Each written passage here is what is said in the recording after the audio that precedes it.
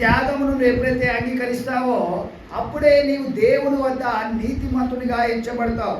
అందుకని ఇక్కడ దేవుని నీతి మొదటిగా వెతుకుడి.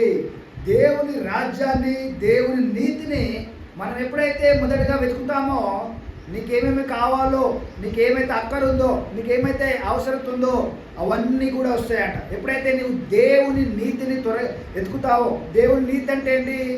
యేసయ్య నీ కొరకు, నా కొరకు సిలువలో చనిపోయాడు. ఆయన మీ కొరకు, మా కొరకు ఉన్న ప్రతి ఒక్కరి కొరకు ఆయన సజీవుడిగా ఈ భూమికి వచ్చి సిలువలో చనిపోయి తిరిగి లేచాడు, నా పాపములన్నిటిని భరించాడు అని ఎప్పుడైతే నీవు అంగీకరిస్తావో అప్పుడు అది నీకు నీతిగా ఎంచబడుతుంది.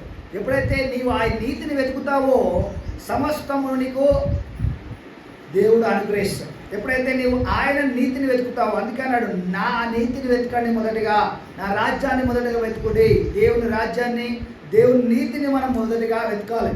ఎప్పుడైతే దేవుని నీతి అనగా ఏ విధంగా వెతకాలి?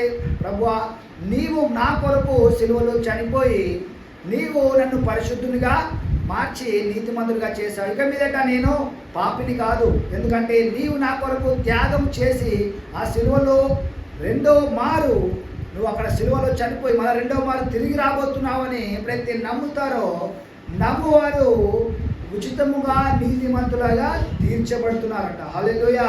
ఏదో కార్యాలు, ఘనకార్యాలు మనం చేస్తే నీతిమంతులం కాదు, కానీ ఏదో పుణ్యకార్యాలు చేస్తే మనం నీతిమంతులం కాదు, కానీ నీతిమంతులు ఉచితముగా అవుతున్నారట. దేవుని నీతి ఏ విధంగా బయలుపడుతుందంటే ఆయన ఎవరైతే నమ్ముతారో నమ్మువారికి ఉచితముగా దేవుని నీతి ఇక్కడ బయలుపరచబడుతుంది. హల్లెలూయా.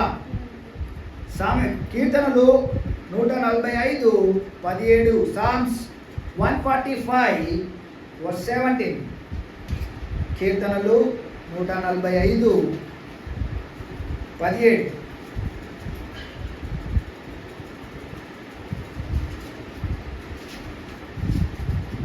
యెహోవా తన మార్గమన్నిటిలో నీతి గలవాడు, తన క్రియలన్నిటిలో కృప చూపువాడు. హల్లెలూయా. ఇక్కడ యేసుప్రభు దేవుడు చేయమని చెప్తున్నారంటే యెహోవా తన మార్గములన్నిటిలో నీతి గలవాడు. అంటే ఇక్కడ యేసుప్రభు వారు ఆయన మనకన్నీ చూపించే మార్గం నీతి గలవే, కానీ మనము దాన్ని అంగీకరించకుండా మనం ఇంకను మన పాపులమే. ఆయన తన క్రియలన్నిటిలో కృపను చూపువాడు. అయితే మనం ఏమనుకుంటున్నాం అంటే మన దృష్టిలో మనం ఇంకను పాపులమే, మనకేమీ రావడం లేదు, మనం ఏది ఆశించినా కూడా మనకేమీ దొరకడం లేదు. కానీ ఆయన తన మార్గములన్నిటిలో యెహోవా తన